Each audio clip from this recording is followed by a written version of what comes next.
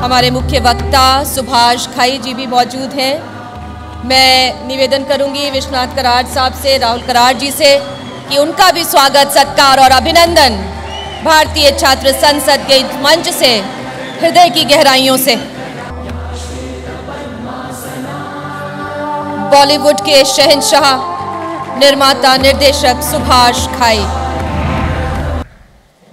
Dice पे बैठे अतिथिगण, मेरे दोस्तों, मेरे बच्चों, भाइयों, मैं आज यहाँ आया, मैं देख रहा हूँ कि छात्र ही छात्र हैं। खूबसूरत चेहरे हैं, मुस्कुराते चेहरे हैं, कुछ परेशान भी हैं और कुछ मुस्कुरा भी रहे हैं। मुझे याद आ गया है कि जब मैं छात्र था, मैं स्टूडेंट था, इसी तरह के कुछ भाषण मुझे याद आ गए कि मैं भी सुना करता था कि समाज को बदल डाले, राजनीति अच्छी होनी चाहिए। और कुछ रेस्टलेसनेस स्टूडेंट्स मुझ में भी थी, मेरे दोस्तों में भी थी। मैं ये फ़र्क देखता हूँ 1960 से अभी तक। 60s में मैं ये महसूस करता था कि हमारी युवा जो थी वो आज़ादी के बाद इतनी खुश नहीं थी। जैसे उन्होंने कहा कि सवेरा अभी तक नहीं हुआ, उसके इंतज़ार में थे। फिर 70s में वो लोग दुखी नहीं थे, वो लोग गुस्से में थे। फिर 80s में वो अपसेट हुए, 90s में वो कंफ्यूज हुए और अभी 2010 में वो एंग्री हैं। वो बहुत एंग्री हैं अंदर से, ये मैं जानता हूँ। उसकी वजह ये है कि शायद इतने साल हो गए, कुछ तो गड़बड़ है हमारी पॉलिटिक्स में और कुछ गड़बड़ है हमारी सिनेमा में। अगर सिनेमा को आप पॉलिटिक्स का योगदान और देश का योगदान मानते हैं, सिनेमा का योगदान मैं सिर्फ इतना मानता हूँ कि सिनेमा ने एक हमारे देश में इमोशनल इंटेग्रेशन पैदा की है। इंडियन डायस्पोरा, पूरे वर्ल्ड के जितने इंडियन हैं उनको एक साथ लाया है, एक खुली नेशनल भाषा दी है, एक अपनी तरीके से कहीं ना कहीं मैसेज का छिड़काव दिया है। कुछ सोशल इश्यूज उठाए हैं और कुछ ऐसे ही फिल्में नाच गाने की बना दी हैं। सब तरह का हमने किया है। लेकिन आप तो ये जानते हैं कि सिनेमा हर कंट्री का, हर कल्चर का एक रिफ्लेक्शन होता है।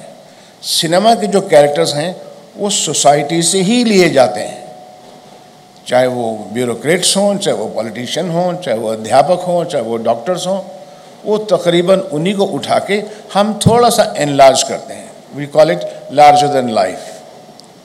फिर हम एक फिक्शन फिल्में बनाते हैं, एक कार्टून और एनिमेशन फिल्म बनाते हैं, उसका भी स्केचिंग करते हैं। लेकिन एक जिम्मेदारी फिल्म मेकर की ज़रूर होती है कि मैं जो कहना चाहता हूँ वो मैं कह रहा हूँ, ठीक या नहीं।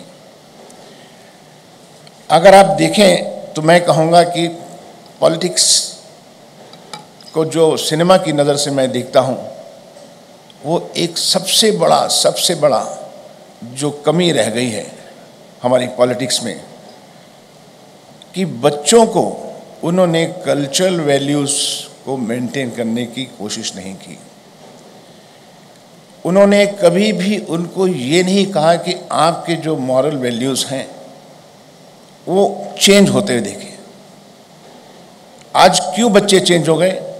मेरे पिताजी ने बहुत मॉरल वैल्यूज़ दिखाई, वो फेल हो गए। अल्टीमेटली मेरे पिताजी ने कहा कि जब बिजनेस करना है बेटा तो ये ले 50 लाख रुपया, 5 लाख रुपया रिश्वत का भी रख ले, नहीं तो कोई तेरा काम नहीं करेगा। मैं मॉरलिस्ट होते हुए भी, मैं अच्छा चाहते हुए भी मैं नहीं कर पा रहा हूँ, इसीलिए मुझे गुस्सा है। मैं क्यों नहीं कर पा रहा हूँ? आज का छात्र, आज का युवा यही सोचता है कि मैं क्यों नहीं कर पा रहा हूँ। ये सब दशा किस तरह से क्यों हुई है? ये क्या कमी रह गई हम में? बहुत बड़ी कमी रह गई कि जो आर्किटेक्ट्स थे हमारे उस जनरेशन के, इस जनरेशन के, पिछली जनरेशन के, उस आर्किटेक्चर ने एक बात का ध्यान नहीं रखा कि एक कल्चरल वॉल भी होती है, एक कल्चरल अपलिफ्ट भी होता है।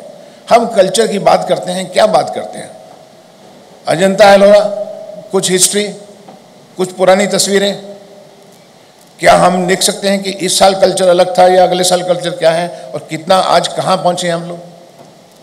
हमने अपनी एजुकेशन की, क्या एजुकेशन की, ये एजुकेशन का डिज़ाइन किया कि आप एक काम करो, 5 प्रोफेशन चाहिए, एक चार्टर्ड अकाउंटेंट चाहिए, एक साइंटिस्ट चाहिए, एक डॉक्टर चाहिए, एक इंजीनियर चाहिए, एक IAS चाहिए, एक डिफेंस का चाहिए। यही एजुकेशन बच्चों को दो और उनको बोलो और कुछ समझने की ज़रूरत नहीं है। क्यों नहीं है समझने की ज़रूरत उसको? मेरी माँ कहा करती थी एक बात कि बेटा याद रखना, जो स्कूल में पढ़ते हो उससे ज़्यादा ज़रूरी है कि तुम अपनी ज़िंदगी को पढ़ो, अपनी ज़िंदगी को पढ़ो। ये स्कूल और ये कॉलेज जो हैं आपने बनाए हैं, ये सिर्फ एग्ज़ाम के लिए बनाए हैं कि तू चार्टर्ड अकाउंटेंट बनेगा, पर इंसान कब बनेगा तू? पहले इंसान बनेगा, अच्छी सोच होगी, तब चाहे तू पॉलिटिशियन बन, चाहे तू फिल्म मेकर बन, तब तेरी सोच बनेगी। अगर आज पॉलिटिशियन के बारे में कहा जाता है कि 70% 80% से हम लोग नाराज़ हैं, 20% अच्छे भी हो सकते हैं, लेकिन अगर जनरल एटमॉस्फेयर में उनका रिएक्शन क्या है, उनसे नाराज़ हैं, तो कहीं ना कहीं उनकी सोच में, उनके विजन में कमजोरी है। They are lacking some vision for this country for the last many years. They have to now understand. हर चीज़ का आपने एक इंस्टीट्यूट बनाया है, डॉक्टर के लिए बनाया है, मार्केटिंग के लिए बनाया है, कैटरिंग के लिए, फूड के लिए। आपने कोई ऐसा इंस्टीट्यूट बनाया है जिसको कि एक पॉलिटिकल, जिसमें पॉलिटिशियन को पढ़ाया जाए कि आप पॉलिटिशियन आप पढ़ो कि MLA कैसे होना चाहिए, हमारा नेता कैसे होना चाहिए, हमारा प्राइम मिनिस्टर कैसे होना चाहिए, देश को चलाना कैसे चाहिए। जो एनलाइटनमेंट, जो स्पिरिचुअलिज्म, जो आध्यात्मिक, जो हमारे हिंदुस्तान की रूट्स, जिसकी जो क्वालिटी थी, वो क्वालिटी क्यों कम हो गई हमारे में? इसकी तरफ क्यों नहीं ध्यान दिया गया? अगर हम अपने रूट्स की बात करें, we were the best people of the world, we were the best people of the world, why we are not best of the people? सारे जहां से अच्छा हिंदुस्तान हमारा क्या है? क्या है? यहां इमोशंस में है, क्या हालात में है? We have to ask this question. कहने को तो बहुत सी अच्छी बातें हैं कि हम लोग बोलते हैं कि राजनेता जो हैं ये कह रहे हैं कि बहुत अच्छे भी हैं, ज्ञानी भी हैं, होंगे। मैं आपको एक छोटा सा एग्जांपल बताता हूं। मैं कुछ पॉलिटिशियन के साथ बैठा हुआ था, दिल्ली में ही था, कहीं पार्टी चल रही थी। उन्होंने कहा मुझसे कि सुभाष घई साहब, आप ये जो फिल्में बनाते हैं, कुछ देशभक्ति की फिल्में भी बनाई। मैंने बोला साहब मेरी जितनी हिम्मत है उतनी मैं कर देता हूँ। नहीं, लेकिन आपको बनाना चाहिए, आखिर आप लोग आर्किटेक्ट हैं इस कंट्री के। मैं बोला साहब आप भी हैं।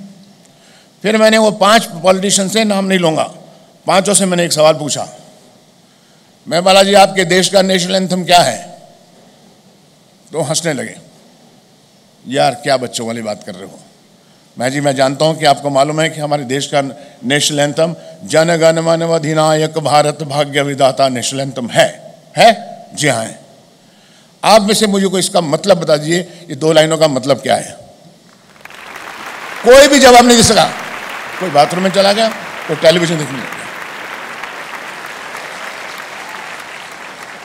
जिस बात की आप प्रतिज्ञा करते हैं, जिस पे खड़े होकर आप अपना मस्तक झुकाते हैं, जिस देश की बात करते हैं, उसके बारे में आपको अर्थ नहीं मालूम है, तो क्या विजन होगा आगे? क्या इंटेलिजेंस होगी?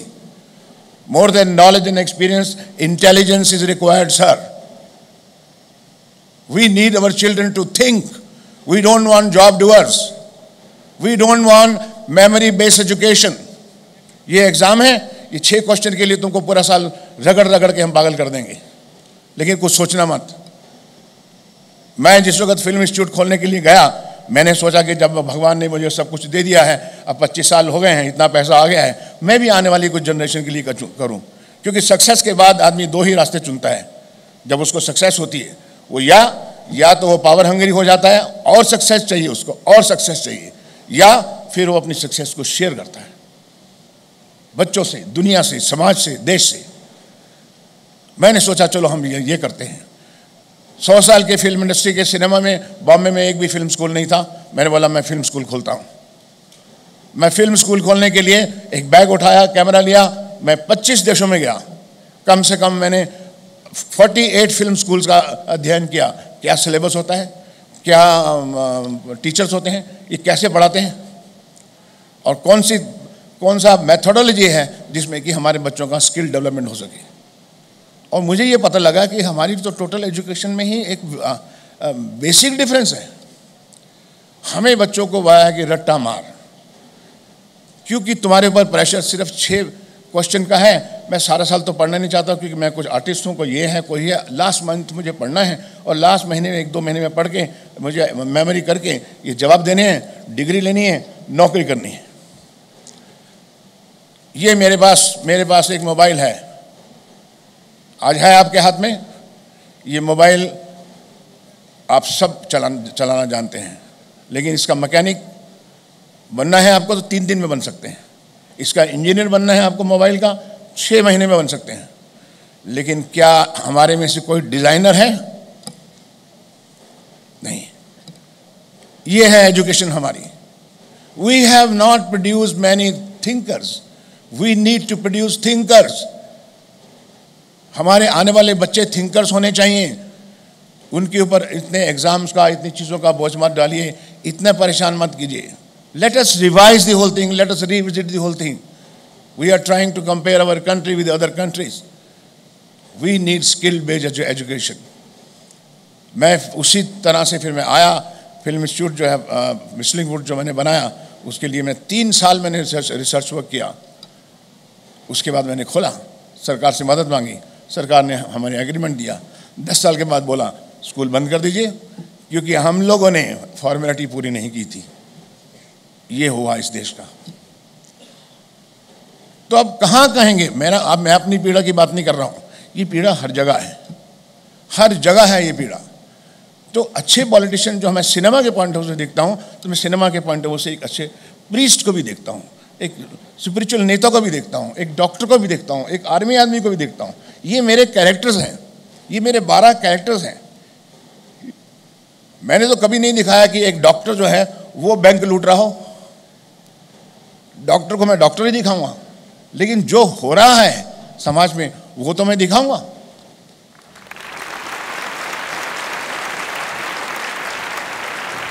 और कितना बदल गया है, मैं सोचता हूँ। कल एक भाई के लिए जान देता था, चाहे वो राम लखन थी या औरत फिल्म थी, और आज एक भाई दूसरे भाई को खून कर देता है। आज इतनी अराजकता, इतना गैंग रेप, इतना ईवल्स, इतना सब कुछ, ये कौन जिम्मेदार होगा इसका?